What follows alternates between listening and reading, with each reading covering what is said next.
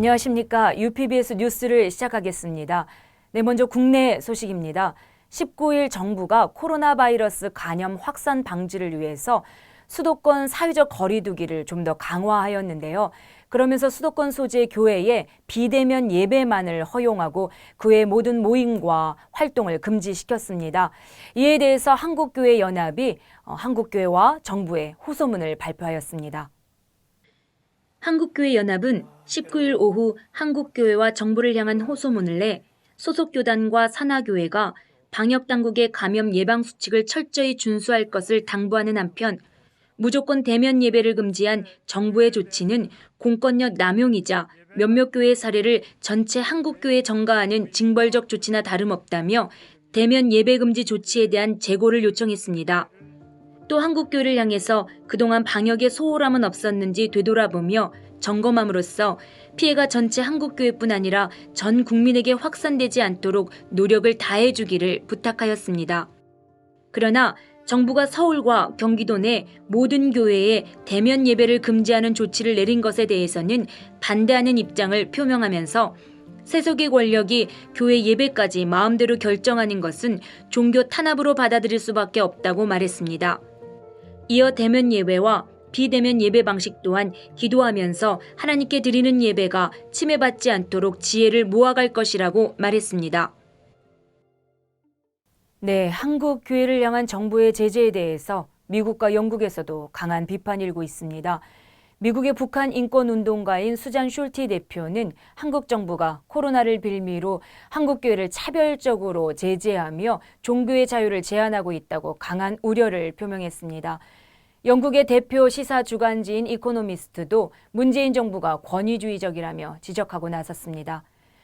네, 우리나라가 자유민주주의 국가로서 온전히 서나갈 수 있도록 대통령과 정치권을 위해서 뜨겁게 기도해야겠습니다. 또한 미움과 분노와 책임 전가가 아닌 우리 자신이 먼저 주님 앞에 회개하며 주님 앞에 바로 서야 할 때가 아닌가 싶습니다. 네, 다음 소식 전해드리겠습니다.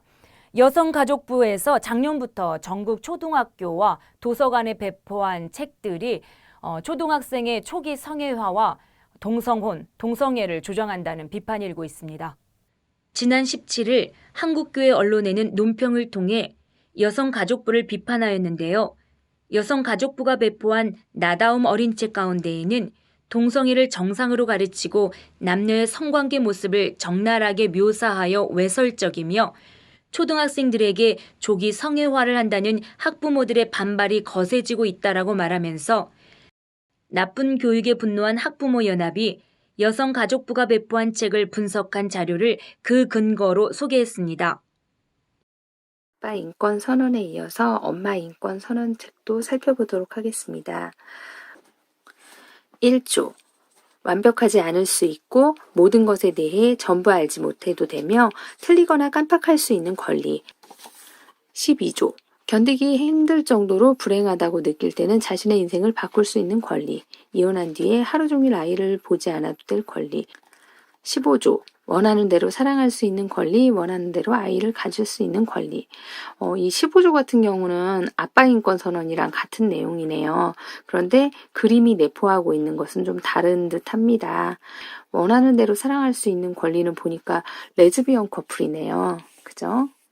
이 책은 여가부가 선정한 나다움 어린이 책 그 시리즈 중에 하나인데요. 나다움이요? 예, 나다움. 남성도 여성도 아닌 나다움을 찾도록 도와주겠다 이런 의미에서 나다움인데요. 예. 아기는 어떻게 태어날까 이런 제목의 동화책입니다. 근데 딱 보시면은 굉장히 충격적이죠. 이게 엄마 아빠의 모습입니다.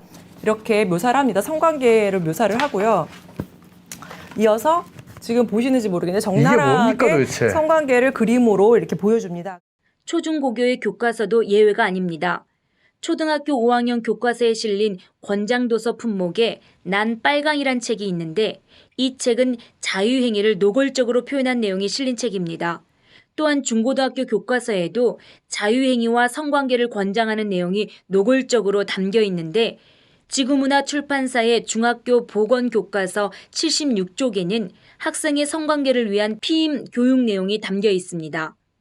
이에 한국교회 언론에는 여성가족부가 아동과 청소년의 건강한 성장과 발달, 그리고 여성과 가족의 바른 가치와 건전한 발전을 위한 것이 아니고 아이들을 왜곡된 성소수자로 만드는 역할을 하게 한다면 차라리 해체하는 것이 마땅하다고 비판했습니다. 가정의 해체, 도덕과 윤리의 타락을 조장하는 음란 교육이 대한민국 교육부에 발을 디디지 못하도록 강하게 기도하며 행동해야겠습니다. 다음 소식, 해외 소식입니다. 중국 정부가 기독교인들의 신앙을 강제적으로 버리도록 거침없이 공격을 하고 있다고 합니다. 중국의 종교 자유와 인권을 위한 잡지 비터 원터 보도에 의하면 어떤 정부 공무원들은 교회에서 다른 출판물이나 심지어 아이들의 교회학교 교재도 발견되면 교회 문을 닫아야 한다고 위협하였습니다. 한 교인은 그들이 이렇게 하는 것은 불법이지만 중국은 공산당의 땅이기 때문에 그들이 원하는 대로 할 수 있다라고 한탄하였습니다. 중국 종교국의 한 관계자가 비터 원터와의 인터뷰에서 개인 용도를 위한 프린트물조차도 제거당한다. 허가되지 않은 성경을 인터넷에서 다운로드하여 프린트하는 것도 불법이다 라고 밝혔습니다. 중국 정부의 교회 탄압이 교회 모든 출판물까지 통제하고 제재하는 수준까지 강화된 것을 보면서 참으로 안타까움을 금할 수 없습니다. 중국 교회가 오히려 작고도 건강한 교회로 성장하고 부흥하기를 기도하겠습니다. 지난 8월 4일 180명 이상을 죽이고 6천 명에게 부상을 입힌 베이루트의 의심스러운 폭발의 여파가 가시지 않는 가운데 폭스뉴스는 베이루트 항구 지역은 비공식적으로 이란의 지원을 받는 테러 그룹 헤즈볼라에 의해 통제되고 있다고 보도하였습니다.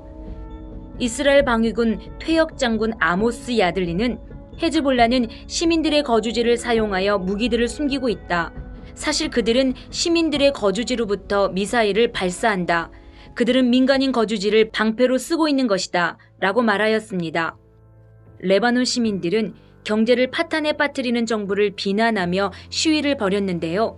코로나19가 휩쓸고 간 거리에 부유한 레바논인이 기부하고 기독교 정당에 의해 조직된 많은 식량 구조품들이 제공되었습니다. 최근에는 레바논에서 헤즈볼라를 축출해야 한다는 시위가 벌어지고 있는데요. 시민들은 미국과 프랑스가 유엔 안보리 결의 1559를 추진하여 레바논 내의 모든 불법 무기들을 제거하고 특히 레바논을 통째로 납치해버린 헤즈볼라를 제거해주기를 호소하고 있습니다. 레바논 교회가 큰 고통 중에 있는 시민들에게 하나님의 위로와 긍휼의 손이 되기를 기도합니다. 또한 이들에게 그리스도의 복음이 큰 힘이 되기를 또한 소망합니다. 다음 소식 이스라엘 소식입니다. 엄청난 사상자를 내고 국가 전체를 혼란에 빠뜨린 베이루트 항구 폭발 사고 이후에 많은 국가들이 도움의 손길을 보내고 있는데요. 특별히 주목할 것은 이스라엘과 레바논이 원수 관계에 있지만 이스라엘이 레바논을 돕기 원한다고 계속 표명하고 있다는 사실입니다. 이스라엘의 육군 대변인 아비카이 아드라이는 아랍어로 지금은 갈등을 넘어서야 할 때입니다 라고 했고 레바논 국경 근처에 있는 이스라엘의 지부병원 원장은 페이스북을 통해 우리는 예전에 남레바논 사람들과 시리아인들에게 했던 것처럼 의료 지원을 제공할 준비가 되어 있습니다 라고 썼습니다. 이스라엘의 리블린 대통령은 트위터에서 우리는 레바논 국민들과 그 고통을 함께합니다. 우리는 이 어려운 시기를 통과하는 여러분들을 도와주길 진심으로 원합니다 라고 하였습니다. 사실 이스라엘은 매주 가자 지구로 수천 톤의 음식과 물품들을 트럭으로 보내고 있는데 이런 사실은 미디어에 나오지 않는다고 합니다. 하나냐 나프탈리에 의하면 어떤 주는 72,793톤의 지원 물품을 트럭으로 보내고 있다고 합니다. 테러리스트들이 이스라엘 시민들에게 계속 로켓을 발사해도 이스라엘은 끊임없이 가자 시민들에게 도움을 보내고 있습니다. 너희 원수를 사랑하고 너희를 핍박하는 자를 위해서 기도하라 하신 주님의 말씀을 실천하고 있는 이스라엘 방위군과 메시아닉 유대인 병사들을 응원합니다. 특히 하나냐 나프탈리도 메시아닉 유대인이란 사실이 참으로 놀라운데요. 그의 충성과 지혜를 통해서 이스라엘 최고 정치 지도자가 주는 그리스도시요 살아계신 하나님의 아들이십니다. 라고 고백하는 날이 속히 오도록 기도합니다. 예, 다음 소식은 KWMA 소식입니다. 한국교회 선교 공동체로서 세계 복음화를 위해 매진해온 KWMA가 올해 30주년을 맞이하였습니다. CTS 기독교 방송은 KWMA 조용중 사무총장과의 인터뷰를 통하여 교회와 함께 한국형 선교 모델을 제시하고 선교 네트워크를 구축했던 지난 30년을 정리하였습니다. 조용중 선교사는 KWMA의 지난 30년 사역과 현황, KWMA의 선교적 의미, 30년의 주요 기념 행사 계획, 그리고 세계 선교의 주요 이슈와 현황에 대한 폭넓은 견해를 나누었고 한국 교회와 성도들에게 당부의 말씀을 통하여 코로나로 인한 팬데믹 상황 속에서도 우리의 선교 과업은 지속되어야 한다고 역설하였습니다. 네, 한국교회를 대표하는 선교 공동체 KWMA를 30년 동안 사용해 주신 하나님께 영광과 감사를 올려드립니다. 이 시대 주님께서 가시고자 하는 그곳, 주님께서 하시고자 하는 그 일을 이루어드리는 KWMA가 되도록 소망합니다. 예, 다음은 WMTC 소식입니다. 전 세계 코로나 팬데믹으로 인해 해외 선교의 문이 많이 닫힌 상황에서 적지 않은 수의 선교사들이 귀국하였습니다. 미 전도 종족 선교 현장에서 돌아온 WMTC 소속 선교사들은 탄자니아 강인식 선교사 가정, 파키스탄 김석권 선교사 부부, 김생기 선교사 부부, 박종서 선교사 부부, 모리타니아 A 선교사, 멕시코 양국직 선교사 부부, 미얀마 김종권 선교사, 아르헨티나 김영선 선교사 부부와 노웅천 선교사 부부, 이스라엘 서동숙 선교사, 인도 정우진 선교사, 카자흐스탄 박다니엘 선교사 부부 등이 있습니다. 한국에서 머무는 동안 선교사들의 건강이 새로워지고 많은 부분에서 재충전 받을 수 있도록 기도해 주시고 다음 사역을 위한 성령의 인도하심을 잘 받을 수 있도록 기도해 주시기 바랍니다. 또한 미국 문갈렙 선교사 부부와 아르헨티나 김응식 선교사 부부는 선교사 훈련을 잘 받고 재충전되어 무사히 선교지로 돌아갔습니다. 그리고 지난 8월 2일 인도네시아 먼따와이 미전도 종족 지역에서 복음을 전하고 있는 홍수희 선교사와 정필여 선교사가 WMTC 협력 선교사로 임명을 받았습니다. 현지인 제자 양육을 하고 있는 두 선교사와 WMTC 연합 선교회의 아름다운 협력을 기대해 봅니다. 네, 마지막으로 선교지에서 긴급한 소식이 왔는데요. A국에서 난민들을 섬기고 있는 선교사가 1년 전 현지 가정교회 지도자 일자리 마련을 위해서 차량을 구입하는 과정에 문제가 생겨서 법원에서 재판을 받고 잠시 투옥됐다가 다시 나왔다는 소식입니다.